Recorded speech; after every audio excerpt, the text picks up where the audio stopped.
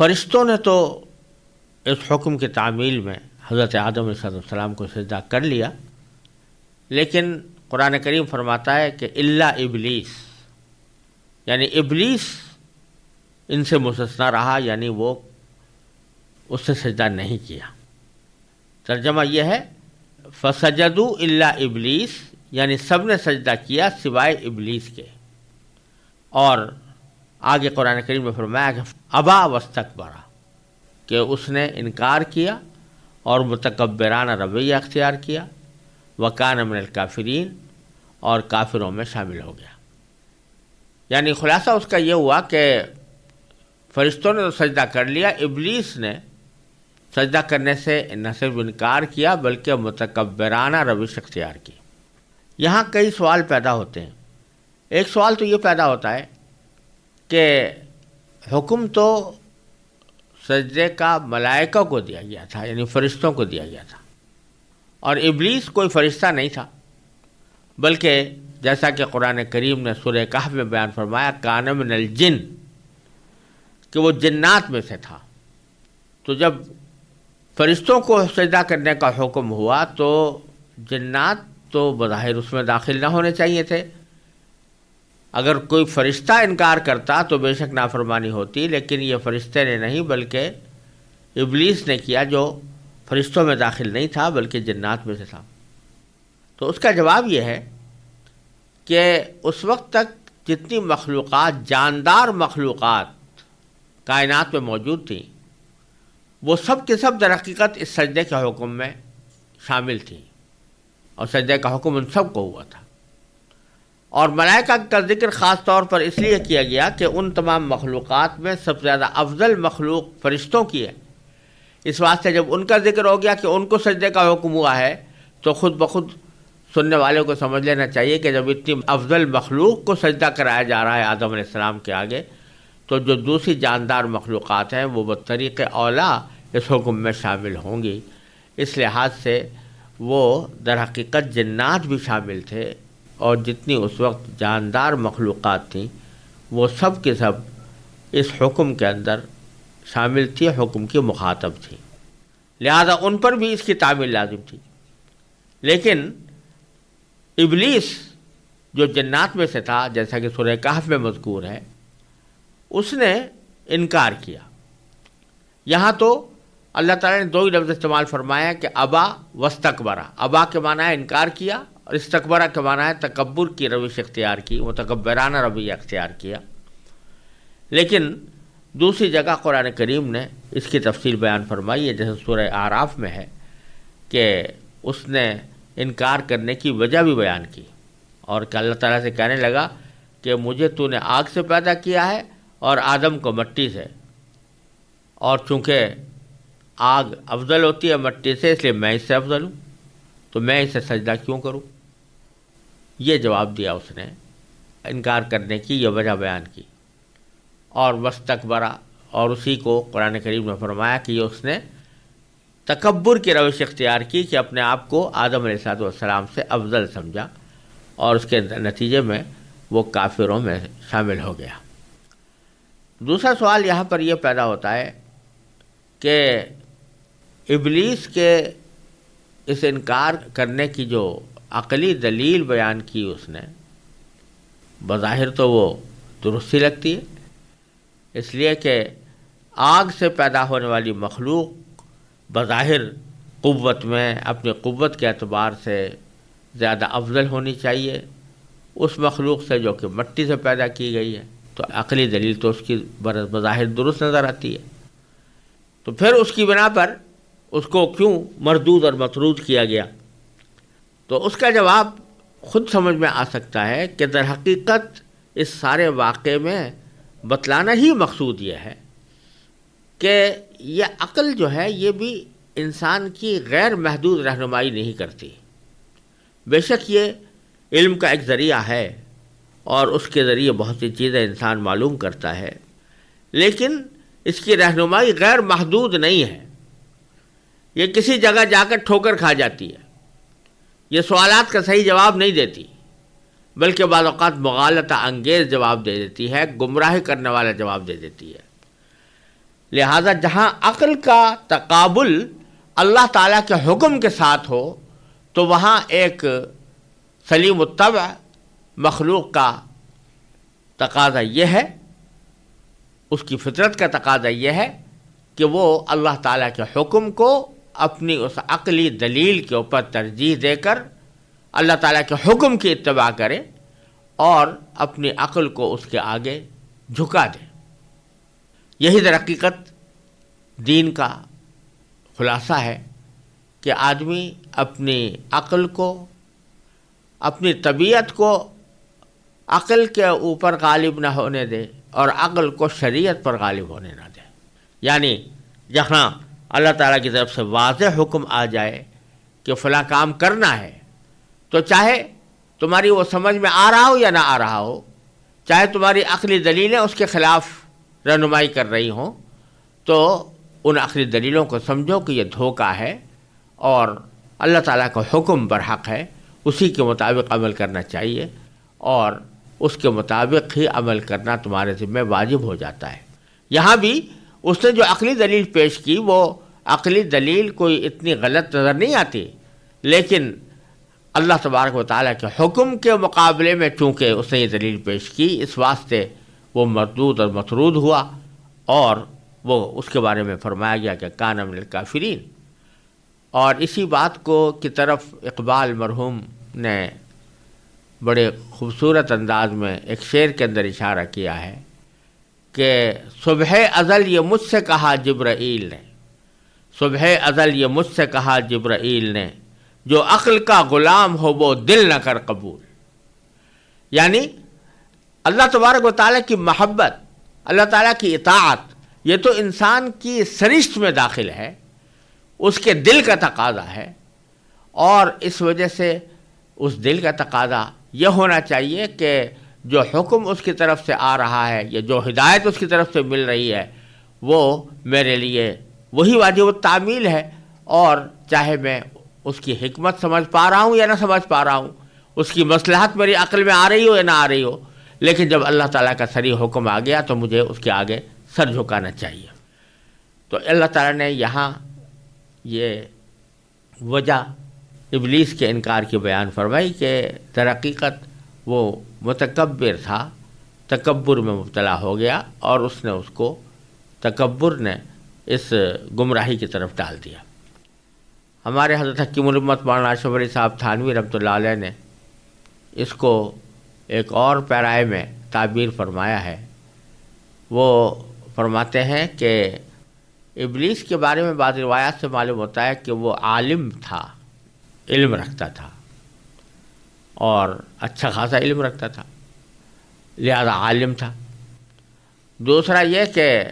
یہ بھی بعض روایات سے معلوم ہوتا ہے، اگرچہ وہ روایات کوئی بہت زیادہ مضبوط نہیں ہیں لیکن ان کو بالکل یہ رد بھی نہیں کیا جا سکتا کہ وہ ایک عابد بھی تھا، یعنی عبادت گزار تھا۔ اس واقعے سے پہلے اللہ تعالیٰ کی عبادت میں وہ بھی شامل ہوتا تھا، تو عالم بھی تھا، عابد بھی تھا اور عاقل بھی تھا۔ یعنی اس معنی میں عقل کے عقلی دلیل جو پیش کی وہ بظاہر دیکھنے میں درست لگ رہی ہے۔ تو عاقل بھی تھا، عابد بھی تھا، عالم بھی تھا،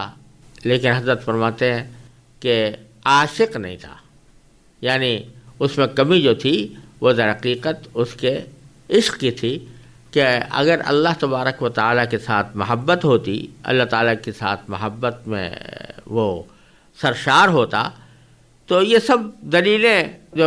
عقلی دلیلیں ہیں ان سب کو روند کر ایک ہی دلیل اس کے لیے کافی ہوتی کہ میرے محبوب کا حکم ہے، لہذا مجھے ہر حالت میں اس کی تعمیل کرنی چاہیے، چاہے وہ حکم میری سمجھ میں آ رہا ہو یا نہ آ رہا ہو۔ تو یہاں سے یہ ایک بہت بڑی ہدایت اس واقعے سے ہمیں یہ دی گئی ہے کہ جب اللہ تبارک و تعالیٰ کی طرف سے، اللہ کے رسول صلی اللہ علیہ وسلم کی طرف سے کوئی صریح حکم آ جائے تو اس کے بعد پھر انسان کو اس کے بارے میں عقلی گھوڑے دوڑانا یا اس کی حکمت اور مصلحتوں کو تلاش کر کے اس حکم کی تعمیل کو حکمت اور مصلحت پر موقوف رکھنا، یہ ایک فرما بردار بندے کا رویہ نہیں ہے، یہ ابلیس والا رویہ ہے۔ چنانچہ فرمایا مؤمن ولا مؤمنۃ اذا قضى الله ورسوله امرا ان يكون لهم الخيارۃ من امرهم، سورہ احزاب میں فرمایا اللہ تعالیٰ نے کہ جب کسی مومن یا مومنہ کے سامنے اللہ تبارک و تعالیٰ کا کوئی فیصلہ آ جائے تو پھر ان کو اپنے معاملے میں کوئی اختیار باقی نہیں رہتا۔ یہی سبق اس واقعے سے لینا چاہیے۔ اور اللہ تعالیٰ کے حکم کے معارضے میں، مقابلے میں اپنی عقل دلیل پیش کرنا اور صراحتاً انکار کرنا یہ کفر ہے۔ اسی سے بات معلوم ہو گئی وہ کان من الکافرین، کہ ویسے تو عام طور پر اگر کوئی شخص بھول چوک میں کوئی غلطی کر بیٹھے یا اللہ تعالیٰ کے کسی حکم کی نافرمانی کرے بھول چوک میں یا غفلت کی وجہ سے،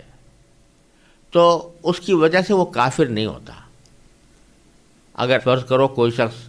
نماز نہیں پڑھتا تو نماز نہ پڑھنا بہت بڑا گناہ ہے، بہت بڑا گناہ ہے، اور بہت بڑا اس کے اوپر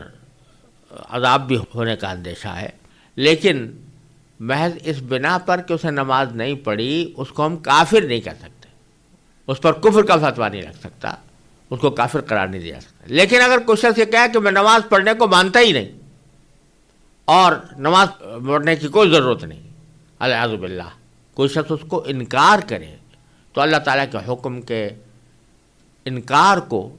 اور اس کو برملا رد کرنے کو کفر قرار دیا گیا ہے۔ اسی لیے فرمایا کہ اس نے، ابلیس نے انکار کیا اور تکبر کی روش اختیار کی، وَكَانَ مِنَ الْكَافِرِينَ، اور وہ کافروں میں شامل ہو گیا۔ پھر اگلی آیت میں اللہ تبارک و تعالیٰ فرماتے ہیں کہ جب یہ واقعہ ہو چکا، آدم علیہ السلام کو سجدہ کیا جا چکا، ابلیس نے انکار کر دیا، اور دوسری روایات میں آتا ہے کہ اس کے نتیجے میں اس کو مردود کر دیا گیا، جنت سے نکالنے کا حکم دے دیا گیا۔ تو اللہ تبارک و تعالیٰ فرماتے ہیں کہ اب ہم نے آدم سے کہا کہ وَقُلْنَا یا آدم اسکن انت وزوجک الجنہ، تم اور تمہاری بیوی دونوں اس جنت میں رہو، وَكُلَا مِنْهَا رَغَدًا حَيْثُ شِئْتُمَا، اور اس جنت میں سے تم کھاؤ، جی بھر کے کھاؤ، حیث شئتما، جہاں سے بھی چاہو۔ البتہ ایک خاص درخت کی طرف اشارہ کر کے فرمایا وَلَا تَقْرَبَا هَٰذِهِ الشَّجَرَةَ، اور اس درخت کے قریب مت جانا، فَتَكُونَا مِنَ الظَّالِمِينَ، یعنی اگر اس کے قریب تم گئے تو اس کا نتیجہ یہ ہوگا کہ تم ظالموں میں شمار ہوگے۔ خلاصہ یہ کہ آدم علیہ السلام کی تخلیق کے بعد اور فرشتوں کے ذریعے ان کو سجدہ کرانے کے بعد اللہ تبارک و تعالیٰ نے آدم علیہ السلام کو جنت میں رہنے کی تاکید فرمائی، اور یہ فرمایا کہ اس میں جو تمہارا جی چاہے اس میں سے کھا سکتے ہو، اور جہاں سے چاہو کھا سکتے ہو، یہ آزادی ان کو عطا فرما دی۔ البتہ ایک درخت کے بارے میں کہا کہ اس کے قریب مت جانا۔ اس آیت میں چند نکتے قابل غور اور قابل ذکر ہیں جن سے ہمیں رہنمائیاں ملتی ہیں۔ وہ یہ کہ اللہ تبارک و تعالی نے جب یہ فرمایا کہ آدم تم اور تمہاری بیوی دونوں جنت میں رہو، تو یہاں اللہ تبارک و تعالی نے آدم علیہ السلام کا ذکر الگ فرمایا اور بیوی کا ذکر الگ فرمایا۔ یہ نہیں کہہ دیا کہ تم دونوں یہاں پر رہو، بلکہ بیوی کا خاص طور پر الگ سے نام لیا۔ اس کی وجہ بعض مفسرین نے یہ بیان فرمائی ہے کہ اس میں یہ اشارہ مقصود ہے کہ جہاں تک رہائش کی سہولیات کا تعلق ہے تو اس میں میاں اور بیوی دونوں ایک ساتھ زندگی گزاریں، تو یہی فطرت کا تقاضا ہے۔ اور ایک ساتھ زندگی گزارنے میں ان کو یہ چاہیے کہ وہ اس طرح رہیں کہ دونوں کی سہولیات مد نظر ہوں، اور جس جگہ شوہر رہے وہیں پر بیوی بھی رہے، انت و زوجک، تم اور تمہاری بیوی۔ لہذا اس میں اس بات کی ایک طرح سے خفیہ ہدایت موجود ہے کہ میاں بیوی کو حتی الامکان کوشش کرنا چاہیے کہ وہ ایک ساتھ سکونت اختیار کریں، ایک ساتھ رہیں، اور اس میں شوہر گویا شوہر ایک طرح سے وہ اصل ہے اور بیوی سکونت میں اس کی تابع ہے، یعنی جہاں شوہر رہے وہاں پر بیوی بھی رہے۔ دوسرا مسئلہ یہ کہ آگے جب یہ فرمایا کلا منہا رغدن، تو وہاں بیوی کا الگ ذکر نہیں کیا بلکہ تثنیہ کا صیغہ اختیار کر کے فرمایا تم دونوں اس جنت سے کھاؤ جی بھر کر۔ تو دونوں کے کھانے میں یہ الگ الگ بیوی کا نام نہیں لیا گیا، تو اس کی وجہ بعض مفسرین نے بیان کی، ایسے یہ نقطہ نکالا ہے کہ کھانے میں کوئی ایک دوسرے کا تابع نہیں ہوا کرتا، کھانا ہر ایک اپنی مرضی کے مطابق کھاتا ہے، اور کسی کو کوئی چیز پسند ہوتی ہے، کسی کو کوئی چیز پسند ہوتی ہے، لہٰذا ضروری نہیں کہ جو چیز شوہر کو پسند ہو بیوی بھی وہی پسند کرے، بلکہ دونوں اپنی اپنی مرضی کے مطابق کھائیں۔ اور حیث شئتما، یہ حیث شئتما کے معنی جہاں سے چاہو، یعنی پوری جنت تمہاری ہے، جنت کا تمام علاقہ تمہارا ہے، جہاں سے چاہو جس جگہ سے چاہو جی بھر کر کھا سکتے ہو۔ اس میں اشارہ اس بات کی طرف ہے کہ انسان کو آزادی اگر ملے کہ وہ جہاں چاہے جا سکے، چلنے پھرنے پر اس کی کوئی قدغن نہ ہو، تو یہ ایک نعمت ہے، کیونکہ اگر اس کو کسی جگہ میں محدود کر دیا جائے تو ایک قید ہے کہ اس سے باہر نہیں جا سکتے، لیکن حیث شئتما کہہ کر ان کو کھلی آزادی دے دی گئی کہ تمہارے نہ کھانے پر کوئی پابندی ہے، نہ تمہاری نقل و حرکت پر کوئی پابندی ہے، جہاں چاہو جا سکتے ہو جنت میں، اور وہاں سے جو کچھ بھی تم کھانا چاہو وہ کھا سکتے ہو۔ البتہ ایک درخت کے بارے میں فرمایا وَلَا تَقْرَبَا هَٰذِهِ الشَّجَرَةَ، اس درخت کے قریب مت جانا، کیونکہ اگر اس درخت کے قریب گئے تو تمہیں ظالموں میں شمار کر لیا جائے گا۔ یہ درخت کون سا تھا اس کی تعین قرآن کریم نے نہیں کی۔ بعض روایتوں میں آتا ہے کہ گندم کا تھا، بعض میں آتا ہے کہ انگور کا تھا، لیکن کوئی بھی روایت اتنی پکی نہیں ہے کہ اس کی بنا پر یقین کے ساتھ کہا جا سکے کہ یہ کون سا درخت تھا۔ جب قرآن نے اس کی تعین نہیں کی تو ہمیں کوئی ضرورت نہیں ہے کہ اس کی تعین میں پڑھیں اور اس بحث میں پڑھیں یا اس کی تحقیق میں اپنا وقت صرف کریں کہ یہ درخت کون سا درخت تھا۔ بہرحال ایک درخت تھا جس کے بارے میں اللہ تعالیٰ نے فرمایا کہ اس کے قریب مت جانا۔ اصل مقصود تو یہ تھا کہ اس درخت کا پھل مت کھانا، اصل ممانعت تو پھل کھانے کی کرنی مقصود تھی، لیکن اس کے لیے عبارت یہ استعمال فرمائی یا الفاظ یہ استعمال فرمائی لا تقربا هذه الشجرہ، اس کے قریب بھی مت پھٹکنا، قریب بھی مت جانا۔ تو اس سے یہ بات نکل رہی ہے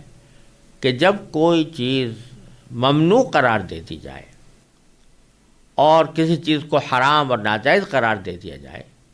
تو وہ چیز تو ممنوع ہو ہی جاتی ہے،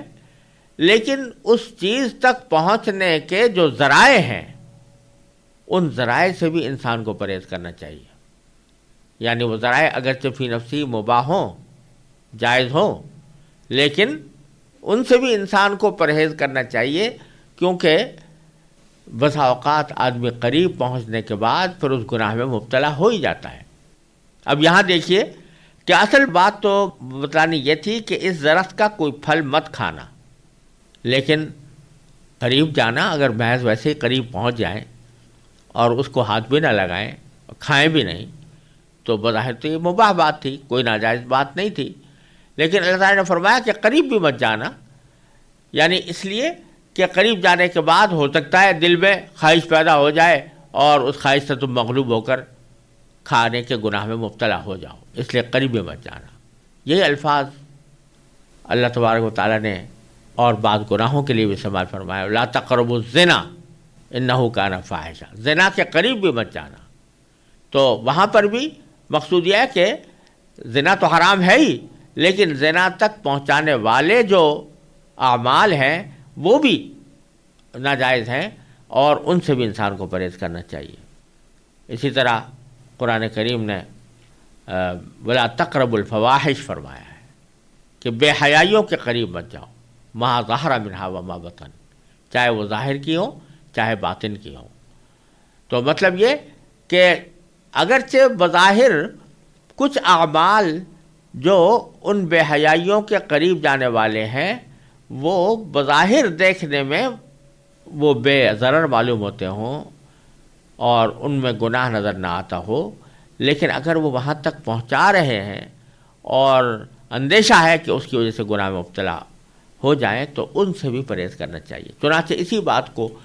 حضور نبی کریم سرور دو عالم صلی اللہ علیہ وسلم نے ایک حدیث میں بیان فرمایا ہے، اور یہ فرمایا ہے کہ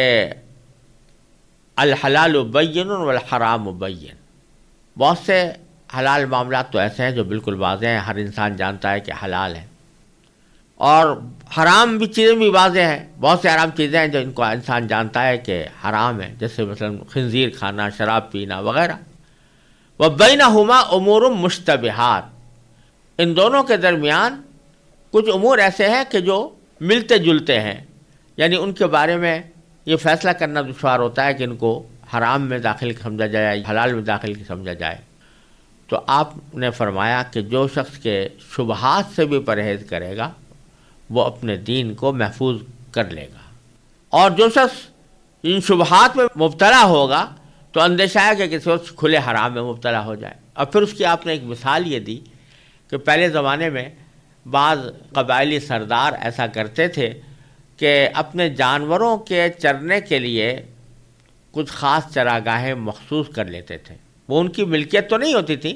لیکن ان کو مخصوص کر لیا جاتا تھا کہ اس احاطے میں جتنے بھی چراگاہ ہے اس میں صرف اس سردار کے جانور چریں گے، اور سردار کے علاوہ کوئی اور جانور اس میں نہیں چرا سکے گا۔ اس کو حما کہتے تھے۔ تو رسول کریم صلی اللہ علیہ وسلم نے فرمایا کہ اگر کسی سردار نے کوئی حما بنا رکھی ہے اور اس میں دوسرے لوگوں کو جانور چرانے کی ممانعت کر رکھی ہے، تو جس طرح اس چراگاہ کے اندر جا کر جانور چرانا ناجائز ہے یا ممنوع ہے، تو اسی طرح اس کے ارد گرد چرانا، یعنی چراگاہ کے اندر تو داخل نہیں ہو رہا انسان، لیکن اپنے جانوروں کو چراگاہ کے ارد گرد چرا رہا ہے، تو اس میں عین ممکن ہے کہ کوئی جانور کسی وقت حدود سے تجاوز کر کے اس چراگاہ کے اندر جا پڑے اور وہاں سے چرنا شروع کر دے تو وہ پکڑا جائے گا۔ اسی طرح اللہ فرمایا کہ الا ان حم اللہ محارمہ، اللہ تعالیٰ کی جو حرام کی ہوئی چیزیں ہیں وہ بھی اللہ تعالیٰ کی چراگاہ ہیں۔ تو صرف اتنی بات نہیں ہے کہ وہ حرام چیزوں کا ارتکاب نہ کرو، بلکہ ان کے قریب جانے والی جو چیزیں ہیں ان سے بھی پرہیز کرو، تاکہ کہیں ایسا نہ ہو کہ کسی وقت تم سری حرام میں مبتلا ہو جاؤ۔ تو یہاں جو تعبیر اختیار فرمائی ولا تقربوا هذه الشجرہ، کہ اس درخت کے قریب بھی مت جانا، یہ اس اصول کی طرف اشارہ ہے